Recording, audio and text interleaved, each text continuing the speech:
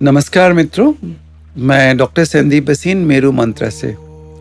आज हम इस विषय पे चर्चा करेंगे कि अगर आप कभी केदारनाथ मंदिर जाना चाहते हैं तो किन बातों का आपको ध्यान रखना है, क्या सावधानियां होनी चाहिए और कैसे इस यात्रा पर जाएं।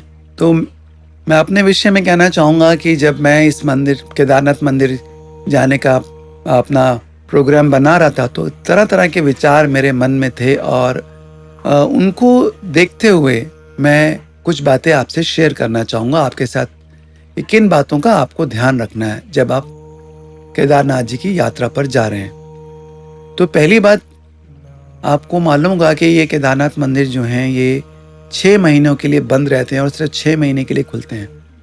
भैया दूज के अगले दिन, जो दिवाली के बाद भैया दूज आती है, उसके अगले दिन से इसके कपाट बंद हो जाते हैं और 6 महीनों तक ये बंद रहते हैं क्योंकि वहाँ पे काफ़ी बर्फ़ गिरती है और उस बर्फ़ के कारण ये मंदिर बंद रहता है। यूजुअली मई से अप्रैल एंड या मई से ये मंदिर के द्वार दोबारा खुलते हैं और नवंबर तक, अक्टूबर एंड या नवंबर तक, depending from year two year, ये खुला रहता है। तो 6 महीने के लिए खुला रहता है। तो पहली बात, जब आप ट्रैवल कर रहे हैं एक बात का ध्यान रखें, जब आप ट्रैवल करें तो मॉनसून यानी रेन्स ना हो जितना पॉसिबल हो, क्योंकि जब मॉनसून और रेन्स होती हैं तो ये एरिया है, इसमें लैंडस्लाइड्स होने की पॉसिबिलिटी रहती है।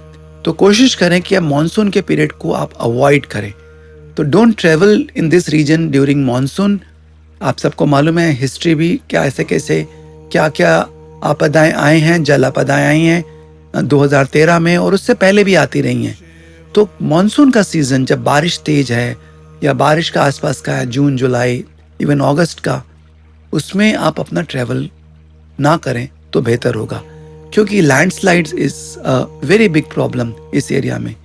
जो हिमालयन रेंज है इसको सॉफ्ट माउंटेन बोला जाता है, यंग माउंटेन बोला जाता है। इसका मतलब कि ये जो माउंटेन्स हैं ये बहुत हार्ड नहीं है। जब तेज बारिश होती है तो उसके साथ साथ, पानी के साथ साथ मलबा, गाज और जो लैंडस्लाइड्स हैं वो भी साथ में आने लगती हैं नीचे। तो ये मलबा जब नीचे आता है तो ऑब्वियसली फिर ये प्रॉब्लम क्रिएट कर सकता है ट्रैवलर्स के लिए और जो लोग यात्रा कर रहे हैं। इस बात को आप ध्यान में रखें कि जब जा रहे हैं तो पहले से तय करके जाएं कि किस सीज़न में जाना है। सितंबर एंड अक्टूबर बहुत अच्छे मौसम हैं और इसी तरह से मई का मौसम भी अच्छा है ट्रैवल करने के लिए। जून का beginning before monsoon is also good. तो दैट्स माई ओपिनियन। तो ये तो मौसम की बात रही, किस सीज़न में आपको केदारनाथ ट्रैवल करना चाहिए। नाउ अदर थिंग्स, केदारनाथ की यात्रा और अगर हम कहें अगर ट्रैकिंग जो है पैदल, वो थोड़ी दुर्गम है। अगर आप वैष्णो देवी से इसको कंपेयर करें तो केदारनाथ जी की जो यात्रा है ये अधिक कठिन है, क्योंकि ये ज़्यादा स्टीप है और करीब करीब 22 किलोमीटर की ट्रैकिंग है।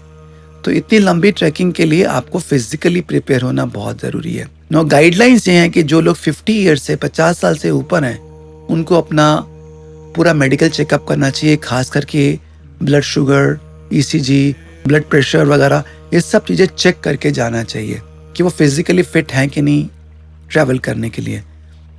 जब मैंने ये ट्रैवलिंग किया तो किसी ने इसके कोई डॉक्यूमेंट्स नहीं मांगे, कोई पेपर नहीं मांगे। हो सकता है कभी ये चेकिंग हो या कभी आपसे पेपर्स मांगे जाएं फिटनेस, स्पेशली अगर 50 ईयर्स से आप अप हैं। तो फिजिकल फिटनेस का ध्यान रखें। अगर आप फिजिकली फिट हैं तो केदारनाथ बहुत अच्छी स्थान है, और अगर आप फिजिकली फिट नहीं है तो आपको फिर अधिक सावधानियां हो सकता है ध्यान में रखनी पड़े। ऐसे में हो सकता है कि आप पूरा ट्रैकिंग पैदल ना कर पाएं तो आपको फिर हेलीकॉप्टर से या फिर पालकी या घोड़े का इस्तेमाल करना पड़े। तो ये बात आपको ध्यान में रखना है। एक बात और मैं आपसे कहना चाहूँगा कि जो लोग जानते हैं कि वो पूरा ट्रैकिंग नहीं कर पाएंगे फिजिकल प्रॉब्लम के कारण या किसी भी कारण, उनको पहले से तैयारी करके चलना चाहिए ना। कुछ लोग हैं वो सोचते हैं कि हम हेलीकॉप्टर से ऊपर जाएंगे, तो उसके लिए आपको बुकिंग पहले करानी चाहिए, कम से कम 1 महीना पहले, क्योंकि वहाँ पे जाकर आपको हेलीकॉप्टर का बुकिंग नहीं मिलेगा। वो बहुत मुश्किल होता है और में बहुत परेशानी होती है।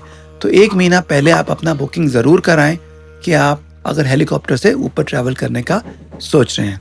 दूसरी बात, अगर आप वहाँ जा रहे हैं और हेलीकॉप्टर नहीं इस्तेमाल करना चाहते तो दो ऑप्शंस आते हैं। या तो आप पॉनीज यानी जिसको हम खच्चर या घोड़ा बोलते हैं उसका इस्तेमाल कर सकते हैं, या फिर वहाँ पर पालकी होती है बड़े लोगों के लिए, और जो बच्चे हैं या यंग लोग हैं वो वहाँ पे पोर्टर्स यानी पिट्ठू उनके ऊपर भी बैठ के जा सकते हैं। तो ये दूसरी सुविधाएं हैं वहाँ पर।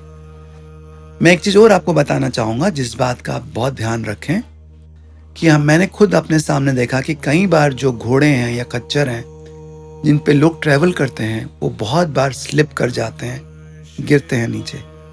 तो अगर आप इनको यूज़ कर रहे हैं खच्चर को या घोड़े को, तो आप केयरफुली बैठें, अच्छे से होल्ड करके बैठें, क्योंकि बहुत बार रास्ता बीच में स्लिपरी होता है एंड पॉनीज हैं, ये खच्चर हैं, ये अपना बैलेंस लूज कर देते हैं एंड दे फॉल ऑल्सो। दूसरी बात, बच्चों के लिए मैं कहूँगा कि it is better to have a porter यानी पिट्ठू, ज़्यादा बेहतर है उनके लिए एज कम्पेयर टू पॉनीज और हॉर्सेस, क्योंकि वो ज़्यादा सेफर हैं, वो स्लिप नहीं करते हैं। इस बात का आप ध्यान रखें। 2023 में जब मैंने ट्रैवल किया तो वहाँ पे जो रेट्स थे, क्योंकि शायद ऑफ सीजन भी था, जो पॉनीज के रेट थे, जो खच्चर के रेट थे, वो 2500 रुपये में एक साइड का मिल रहा था, जबकि ऑफिशियल रेट 2800 है। और जो पोर्टर हैं यानी कि पिट्ठू हैं, वो वहाँ पर आपसे 2500 से 5000 depending on your weight charge कर रहे थे। अगर आप बच्चों को लेके जा रहे हैं और उनके लिए आप कुछ करना चाहते हैं तो सेफर ऑप्शन वुड बी कि आप उनके लिए पिट्ठू करें, घोड़े का इस्तेमाल ना करें, क्योंकि वो घोड़े अपना बैलेंस बहुत बार लूज करते हैं। इस बात का आपको ध्यान रखना है। दूसरा, क्योंकि केदारनाथ की चढ़ाई लंबी है और अगर आप ट्रैवल कर रहे हैं तो 10 से 12 घंटे लग जाते हैं ऊपर तक पहुंचने में, और ऊपर जाके आपको रूम सर्विसेज की ज़रूरत पड़ती है। कोशिश करें जाने से पहले वहाँ पे रूम बुक करके जाएं, क्योंकि कई बार जब बहुत भीड़ होती है ड्यूरिंग द सीज़न आपको ऊपर रूम नहीं मिलेंगे और हो सकता है फुली ऑक्यूपाइड हो, तो पहले से बुकिंग करके जाएं रूम की। एक बात और, बहुत वहाँ पे बहुत सारे टेंट्स भी हैं बने हुए हैं और वो थोड़े सस्ते पड़ते हैं, लेकिन अगर आप टेंट्स में रुक रहे हैं तो आपको बहुत सावधानी बरतनी चाहिए, क्योंकि टेंट्स में अक्सर ये प्रॉब्लम आती है कि लोगों के फ़ोन्स और पर्स चोरी हो जाते हैं। तो अगर आप टेंट की सर्विसेज ले रहे हैं तो बहुत केयरफुल रहें, फ़ोन्स को, पर्सेस को, वैल्यूएबल्स को बहुत केयरफुली रहें। और अगर आप ग्रुप के साथ जा रहे हैं तो एक ना एक व्यक्ति ज़रूर अलर्ट रहे कि ऐसा ना हो कि आपके सामान या चीज़ें आपकी चोरी हो जाएं।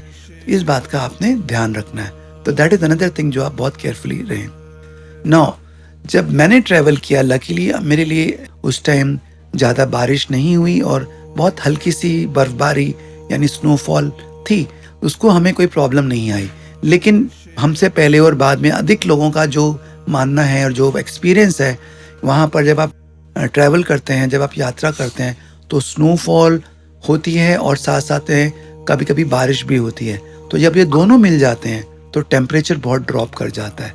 तो आपको गर्म कपड़े ठीक से रखने हैं, रेनकोट ज़रूर अपने साथ रखना है और अपने आप को वेल प्रोटेक्टेड रखें। ऐसा ना हो कि सर्दी के कारण आपको कोई बीमार हो जाए या ठंड लग जाए। इस बात का पूरा ध्यान रखें। नाउ, ट्रैकिंग के बारे में मैं कुछ बोलना चाहूँगा। जब आप ट्रैकिंग करते हैं तो ट्रैकिंग को आप सुबह जल्दी शुरू करें। जितना जल्दी शुरू करेंगे उतना बेटर है। अगर आप सुबह 7 बजे गौरीकुंड से अपना ट्रैकिंग शुरू करते हैं तो दैट विल बी आइडियल। तो आप शाम को 7 बजे तक या 6 बजे तक ऊपर पहुंच पाएंगे।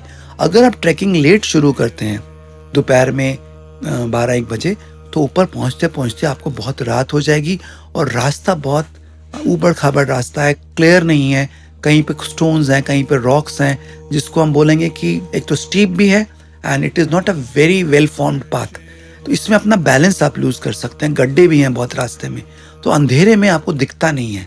तो अपने साथ टॉर्च रखें और अपनी यात्रा जल्दी शुरू करें मॉर्निंग में, क्योंकि जैसे अंधेरा होने लगता है आपको गड्ढे नहीं दिखेंगे, आपको जो पत्थर हैं वो नहीं दिखेंगे, तो आप बार बार अपना बैलेंस लूज कर सकते हैं, गिर सकते हैं। तो कोशिश करें कि आप अपनी जो यात्रा है चढ़ने की वो सुबह जल्दी शुरू करें। गौरीकुंड से कोशिश करें 7 बजे आप शुरू कर दें, और गौरीकुंड तक पहुंचने के लिए भी समय लगता है। तो इसके लिए आपको पहले सुबह और जल्दी निकलना पड़ा। मे बी 4 बजे या 5 बजे निकलना चाहिए आपको from your hotel to start this journey. तभी आपके लिए जल्दी आप शाम को 6-7 बजे तक ऊपर पहुंच पाएंगे। तो ये कुछ बातें जो हम को ध्यान में रखना जब हम केदारनाथ जी की यात्रा कर रहे हैं। एक बात और मैं कहूँगा कि ये मंदिर अत्यंत पवित्र मंदिर है, तो उसकी पवित्रता को बनाए रखें। और मेरा अपना मानना है कि आप जो भी मनोकामना के साथ जाएंगे ज़रूर उसका आपको कुछ ना कुछ फ़ायदा ज़रूर मिलेगा, लेकिन वो पवित्रता बनाए रखें। ऐसा कुछ ना करें कि वहाँ की जो सैंक्टिटी है, पवित्रता है, उस पर कोई आँच आए। तो इस बात को आप बिल्कुल ध्यान में रखें। प्लास्टिक ना फेंकें या गंदगी ना करें, डिसिप्लिन मेंटेन करके रखें, क्योंकि ऐसी जगह ऐसा बोला जाता है कि केदारनाथ में जो हवाएं आती हैं वो स्वर्ग से आती हैं। और ये एक तरह से सत्य भी है। जब आप ऊपर जाते हैं तो जो दृश्य आपको दिखता है कि चारों तरफ माउंटेन्स हैं, जो स्नो कवर्ड माउंटेन्स हैं, इतना अपलिफ्टिंग वो विजन होता है, इतना अपलिफ्टिंग वो पैनोरामा होता है कि आप उस दृश्य को देखकर आपको लगता है कि आप इस धरती पे नहीं है।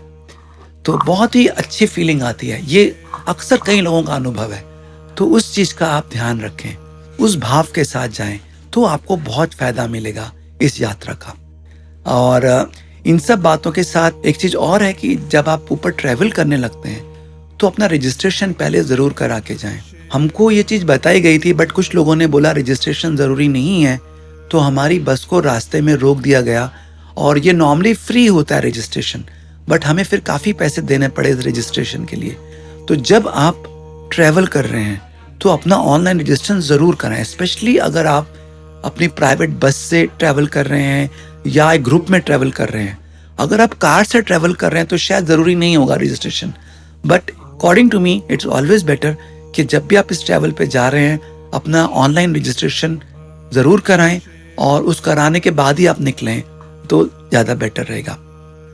दूसरी बात, अगर आप बस से ट्रैवल कर रहे हैं या अपना टेम्पो ट्रैवलर लेके ट्रैवल कर रहे हैं फ्रॉम प्लेस लाइक दिल्ली, और दिल्ली से केदारनाथ जी का जो रास्ता पड़ता है वो 500 किलोमीटर का पड़ता है, तो मैं ये शेयर करना चाहूँगा कि आप ब्रेक जर्नी लें। अपने ट्रैवलर को 200-250 किलोमीटर पे बीच में रोकें, फिर आगे बढ़ें। क्योंकि क्या होता है कि अगर आप कंटिन्यूस लॉन्ग ट्रैवल करते हैं तो कई बार प्रॉब्लम्स आती हैं, स्पेशली आपके ड्राइवर के साथ थकने लगते हैं, नींद आने लगती है। और ये प्रॉब्लम मैंने खुद फेस की वाइल कमिंग, बिकॉज मैं दिल्ली से हूँ और केदारनाथ से वापस आते समय, क्योंकि 500 किलोमीटर्स की यात्रा है, तो हमने अर्ली मॉर्निंग शुरू किया था, मॉर्निंग में 9 o'clock, बट आफ्टर 10 हमको पहुंचते पहुंचते रात का 1 बज गया दिल्ली में। और आते वक्त हमको बहुत प्रॉब्लम्स हुई, क्योंकि हमारा ड्राइवर बीच बीच में इतना थक रहा था कि वो सो रहा था। We almost about to have an accident, but luckily we were saved by the grace of God.